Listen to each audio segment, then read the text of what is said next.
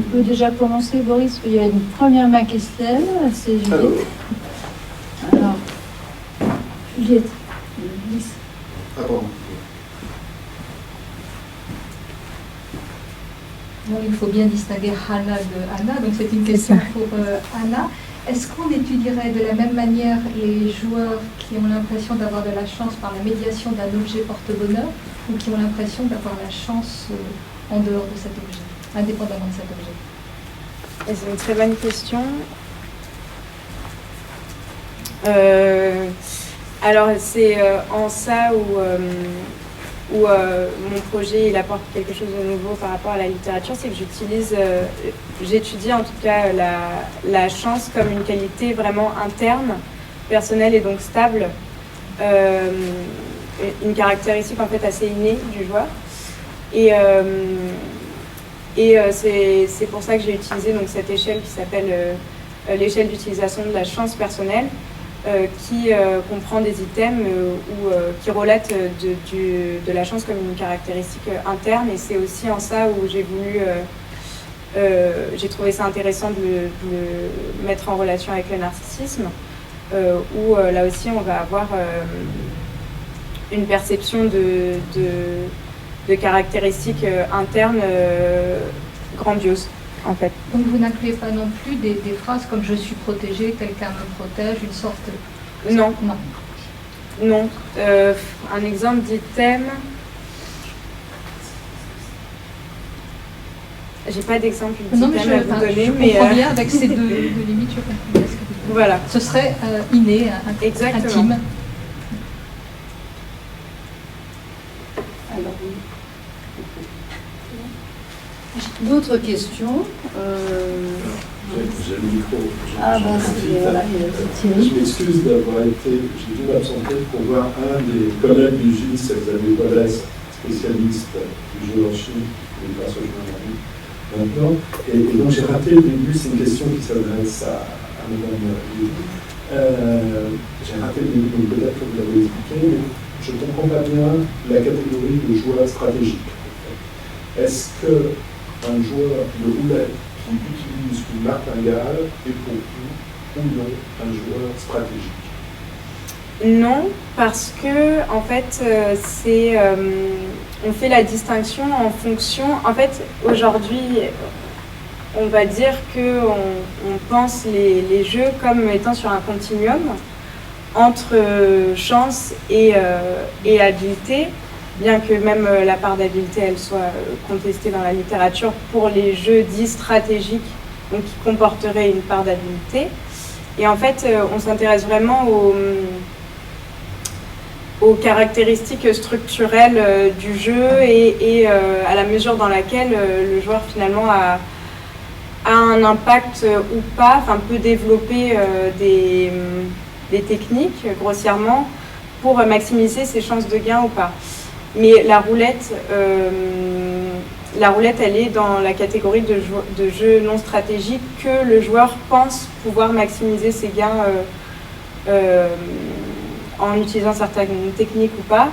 Et puis encore une fois, même dans la catégorie de jeu stratégique, donc comme on se déplace sur un continuum, il y a une part d'habileté qui peut être développée qui est relative et aussi contestée par certains auteurs, même si donc on se trouve dans cette catégorie-là en fait. Voilà, c'était la réponse longue. Ça me fait beaucoup. Alors, il y avait d'autres mains. Je sais, il y a Bernard, Elisabeth, pardon. Je ne sais plus quel était l'ordre des mains levées. J'ai une question à la fois, une remarque pour Hana et pour une question pour Anna.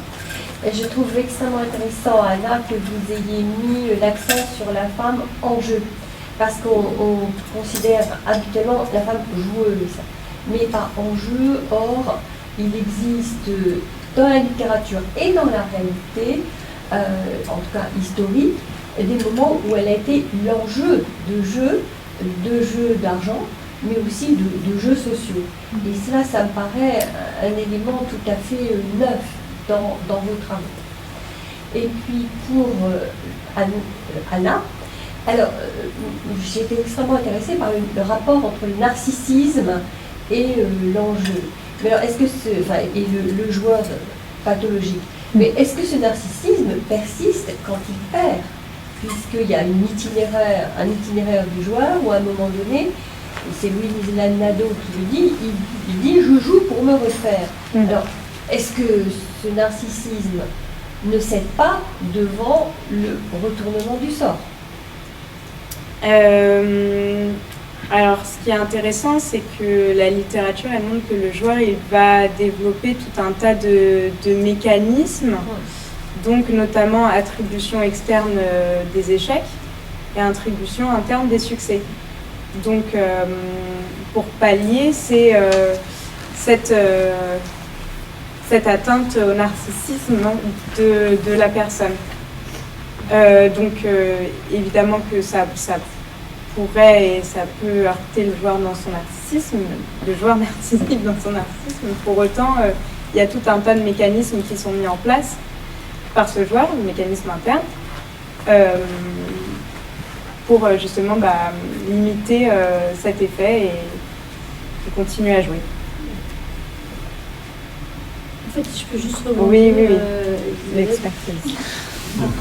C'est juste pour rebondir, là c'était comme une étude transversale à un moment donné, quantitative transversale, mais néanmoins, cette évaluation de cette variable-là s'inscrit dans quelque chose autour de stabilité du mode de fonctionnement. Donc on dirait comme quelque chose comme ça, de relativement stable, qui fluctue, qui est interprété par le joueur en fonction de ses gains ou ses pertes. Je ne sais pas si on a répondu à ta question. Je trouve que c'est intéressant et de mettre un lien entre le narcissisme et le jeu, enfin en tout cas le jeu pathologique. Parce que c'est vrai que ça n'est pas souvent, c'est rare. Oui, c'est très rare, d'où l'intérêt du travail d'Anna, de Céline Zerner, qui est une spécialiste du jeu, donc qui l'accompagne, qui l'encadre. Et surtout que, après, il y a plusieurs façons, si tu définis, on n'aura pas le temps de le développer ici, mais plusieurs façons de définir le narcissisme, évidemment, et puis de l'opérationnaliser. D'où la volonté, et je parle sous le contrôle d'Anna, d'avoir tenté d'avoir des mesures quantitatives qui, en soi, sont transversales, avec une limite inhérente à ce type d'études, mais qui donnent un premier palier de compréhension, de réflexion, en tout cas, pour déboucher peut-être sur d'autres études par la suite. Pareil qu'on a peut-être, c'est vrai, mais c'est... Oui. Si je puis me permettre, et ça va avec... Pardon ? Ah bon, si je puis me permettre, là ça va m'entendre, si je puis me permettre, cette interprétation et ces études en cours vont absolument à l'encontre du joueur qui s'en remet à la fortune. Voilà. C'est-à-dire dont les succès sont absolument extérieurs et sont, je dirais, un signe de son élection par le sort. On tourne le dos complètement à cette interprétation-là, en tout cas à mon sens, qui était plutôt l'interprétation historique. Oui. Là, dans les jeux stratégiques. Oui. Là, ce sont les joueurs classés comme des joueurs stratégiques. Pardon ? Dans le cadre des joueurs stratégiques, là. Oui, c'est le cas des joueurs stratégiques. C'est peut-être une nuance, enfin, ou je dirais pseudo-stratégique. Voilà, mais classique. Enfin, je pense que selon le type de jeu, et Anna va pouvoir compléter, je pense qu'on n'aurait pas les mêmes résultats, d'où l'intérêt de répliquer l'étude exactement. sur d'autres formes de joueurs, de type de jeu. Oui, et dans les joueurs non stratégiques, est-ce que cette dimension du narcissisme intervient ? Oui. Ah bah oui, voilà. Oui. Voilà. Ça, c'est une interprétation tout à fait intéressante et nouvelle. Et c'est pour ça que, effectivement, on voit dans la littérature qu'à différents types de joueurs, différents types de distorsions cognitives. Oui. Et c'est en ça que on va essayer, je vais essayer dans cette nouvelle étude, de voir dans quelle mesure on a différents degrés de narcissisme en fonction des différents types de distorsions cognitives, selon le type de jeu pratiqué. Et c'est en fait c'est ce modèle-là qui est quand même très intéressant, ou celui du début, qui est qu'on appelle le modèle en français des trajectoires, qui va lier en fait différents facteurs, donc là des processus, des différences individuelles, des processus émotionnels et cognitifs à la pratique de jeux problématiques. C'est ce dont vous parlez, donc les distorsions cognitives et les facteurs de personnalité et l'interaction entre les deux qui donnerait lieu en fait à une pratique, au développement et au maintien d'une pratique de jeu problématique. Et c'est en ça que c'est un peu un puits d'études sans fin. Ah, tout à fait. Ouais. Tout à fait, une belle direction. Merci beaucoup. Alors, il y a d'autres. Maurice, vous avez mettre. Ah, bah ça y est, vous avez le micro, c'est parfait. Christiane Vollard, je suis philosophe, et j'avais en fait une question pour chacune des deux Anna, excusez ma voix, après. En particulier, alors d'abord pour les remercier de la précision de leurs exposés, de leurs recherches, et pour poser une question sur quelque chose qui m'est apparu un peu pour chacune comme une sorte de point aveugle en fait de votre exposé. Je ne sais pas si c'est intentionnel ou non, parce que ce sont deux exposés qui ouvrent beaucoup de perspectives sur un plan sociologique aussi. Et la question, c'était celle du rapport de classe. Pour Anna, par exemple, quand vous abordez effectivement cette question de la femme en jeu, c'est aussi, j'imagine, en rapport avec la question de la prostitution, et donc avec quelque chose qui peut être mis en relation avec des formes de subalternité. Et donc, voilà, j'aurais voulu que vous précisiez ça. En quoi est-ce qu'il y a effectivement possibilité d'en jouer, et en quoi est-ce qu'il y a au contraire un vrai rapport de classe qui inclut effectivement cette subalternisation de la femme dans le jeu, puisque la prostitution est quand même aussi une très large part, et les jeux de prostitution eux-mêmes, y compris dans leur cruauté. Donc voilà, je voulais vous poser cette question-là. Et puis pour l'autre, Anna, toujours dans la même direction, quand par exemple vous parlez sur cette question du narcissisme, du poker ou des paris sportifs, il me semble que ça ne s'adresse pas forcément au même type de population, au même type de catégorie. Si je pense par exemple aux publicités qui sont faites sur les paris sportifs, elles s'adressent très précisément aux quartiers populaires, de manière tout à fait manifeste, et on n'est pas du tout dans la même catégorie de public que celle du poker par exemple, ou d'autres jeux. Donc je voulais vous interroger l'une et l'autre sur cette question du rapport de classe. Merci. Alors, laquelle des deux Anna. Merci. Alors, merci pour cette question. Alors, je vais répondre, mais peut-être un peu en décalé par rapport à la question. La question du rapport de classe, moi, je l'avais surtout... je l'ai surtout vu, en fait, autour de la question de l'ennui. C'est-à-dire le jeu comme manière de pallier à l'ennui. Et c'est une question que j'ai pas encore étudiée, mais que j'aimerais bien pouvoir étudier, et notamment dans des classes sociales plutôt élevées, où les femmes sont généralement femmes au foyer, et où du coup elles passent leur journée à attendre, et souvent, donc je pense à la fois donc au texte éventuellement du XVIIIe siècle et au texte indien. J'ai trouvé cette idée-là dans les deux contextes. Mais pour l'instant, j'ai pas assez d'exemples. Donc je cherche à avoir plus d'exemples pour pouvoir voir si ça se généralise ou pas. Mais dans les deux contextes, ce sont des femmes qui n'ont pas de tâches ménagères. Et donc qui sont réellement à la maison, inoccupées, et qui du coup vont se retrouver entre elles autour de pratiques ludiques organisées. Donc ça, c'était le premier élément de réponse par rapport donc aux classes. Sur le jeu de prostitution,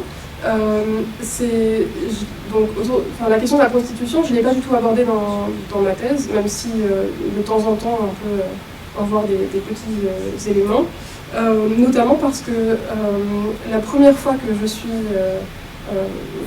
rentrée en contact avec la question du jeu, c'était la première chose, c'est l'une des premières idées qui m'est venue. Mais en fait, est-ce qu'il n'y a pas un rapport entre le jeu et la prostitution ? Et on m'a tout de suite dit « Oh mais non, pas du tout ». Et du coup, je me suis dit « Oui, il y a peut-être quelque chose à la fois à aborder, mais peut-être à aborder à un autre moment ». Et du coup, pour l'instant, je l'ai pas non plus étudié. Voilà. Donc, ça ne répond pas tout à fait, mais j'espère que ça vous va. Merci. Bon, alors, est-ce que le micro là c'est bon? Oui, il y avait quand même une deuxième demande de réponse pour Anna. À la réponse. Alors, je voulais juste vous poser une question. Est-ce que vous est-ce que vous vous demandez si on est peut-être face à des classes différentes en fonction du type de jeu stratégique, ou est-ce que vous vouliez peut-être discuter plutôt...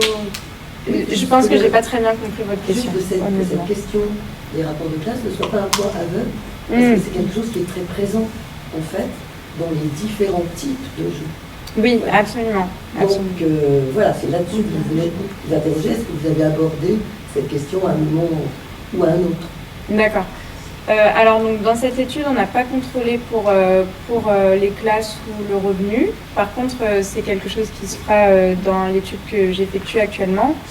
Et plus largement, c'est vrai que vous avez absolument raison. Et en fait, je trouve que ce serait très intéressant de contrôler ça par rapport au narcissisme. Parce que tant pour les joueurs de poker où on le voit, ne serait-ce que même dans les actions de prévention, le jeu de poker, c'est un jeu qui est entouré d'une connotation donc positive, de prestige. Tant pour les jeux comme les paris sportifs, je me demande la mesure dans laquelle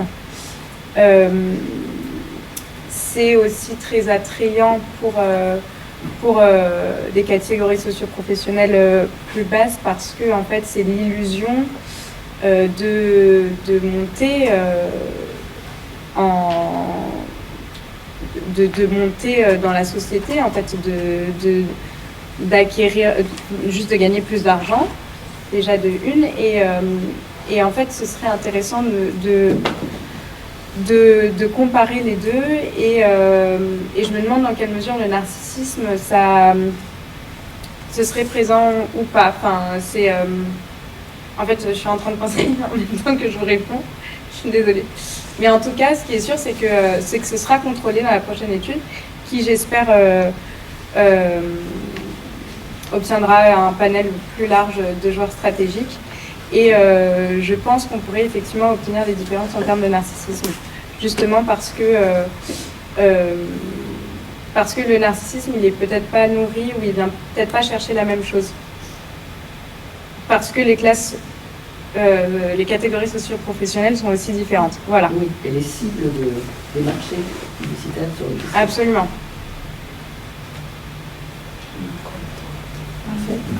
Merci beaucoup tous les deux pour vos interventions qui, en tant qu'opérateurs de jeu, puisque on est la Française des Jeux, sont très intéressantes. On avait eu l'occasion d'échanger avec Anna sur les femmes et le jeu, et j'aurais une question plus précisément, mais qui est au-delà de ces questions très savantes qui ont été posées, c'était plus une question de clarification, parce que, si j'ai bien noté, vous avez parlé d'échelle d'utilisation de la chance personnelle, et personnellement, je ne connais pas ce domaine, et je ne connais pas cette échelle. Est-ce que vous pourriez nous apporter des précisions sur ce que ça vient interroger en fait chez le joueur? Donc l'échelle en anglais, comme elle a été rétro-traduite, elle s'appelle Personal Luck Usage Scale, et elle a été développée de manière assez récente, en 2011, et en fait c'est 8 items qui interrogent sur, encore une fois, la mesure dans laquelle le joueur, donc c'est vraiment d'abord spécifique au jeu d'argent et de hasard, hein, et la mesure dans laquelle le joueur pense qu'il possède en fait la chance comme une qualité interne et stable, et qui peut être utilisable par lui-même à tout moment lorsqu'il joue. Et donc ça vient un peu en contraste avec la perception de la chance comme quelque chose dans la providence, ou par exemple aux croyances superstitieuses, ou aussi on a des joueurs qui vont penser que la chance c'est à travers des objets. Non, là ce serait la personne est chanceuse personnellement, et de manière assez relativement stable en plus, donc un peu comme le narcissisme et ce que disait le professeur Varescon, de manière assez stable dans une vie. Il a eu de la chance aujourd'hui, ou il a eu de la chance parce que ses chaussettes sont chanceuses. Enfin, voilà. Vous pouvez préciser la validation? Oui. Elle a été validée Alors, elle a été validée dans le cadre de mon étude. non. Avec une bonne référence. Oui, non, mais elle n'a pas été validée scientifiquement. Ah oui. en anglais Oui. Oui, bien sûr. Et là, il y a une étude de validation qui a été faite, qui est en train de se faire en français. Pardon. Alors non, on l'a rétro-traduite et puis on en a calculé la cohérence interne. Et la cohérence interne était excellente, mais elle n'a pas fait l'objet d'une étude de validation en français. Voilà. Et juste par rapport à cette étude. Oui. Alors, je crois qu'il y a Bernard qui souhaite prendre la parole. Alors moi j'avais une question pour Anna Freundlich.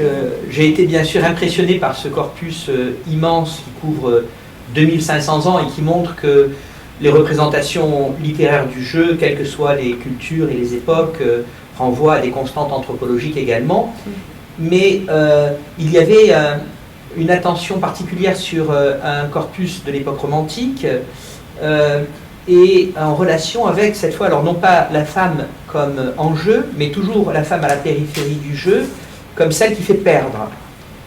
Est-ce que, à votre avis, alors là, ça va dans le sens inverse de la question qui a été posée précédemment, il n'y a pas là une sorte de déification de la femme qui s'associe soit à l'image qui va être développée à la fin du XIXe siècle de la femme fatale, au sens propre du terme, Salomé, celle qui obtient la tête de Jean le Baptiste, soit à une figure du destin, on pense au parc. Il y a par exemple cette pièce de théâtre de Hugo, Lucrèce Borgia, où la vie du héros est l'objet d'un tirage à pile ou face, et où le hasard du jeu est une façon de figurer la destinée tragique, en fait. Est-ce que ça entre dans votre corpus? Oui, je pense. Donc j'ai pas eu le temps de vraiment développer, mais dans cette partie, notamment avec la nouvelle de Lermontov, Stoss, qui est une très très belle nouvelle qui reste inachevée, et ce qui est à la fois très dommage et en même temps très beau. Il y a vraiment cette idée, je pense, de la femme qui représente effectivement le destin. C'est peut-être... ensuite, dans les autres textes, c'est surtout la dame est présente sur la carte, et donc c'est aussi l'intentionnalité du joueur. C'est ce que le joueur va mettre dans cette carte qui va sceller son destin. Mais oui, bien évidemment, il y a un lien, et c'est pour ça que, pour moi, il y avait vraiment cette construction en parallèle entre d'abord la femme qui fait perdre, et ensuite l'image de la fortune qui vient contrebalancer en fait cette image. C'est-à-dire que la fortune, de nouveau, est soit positive, soit négative. Voilà. Il y a aussi la dame de pique dans le jeu de cartes.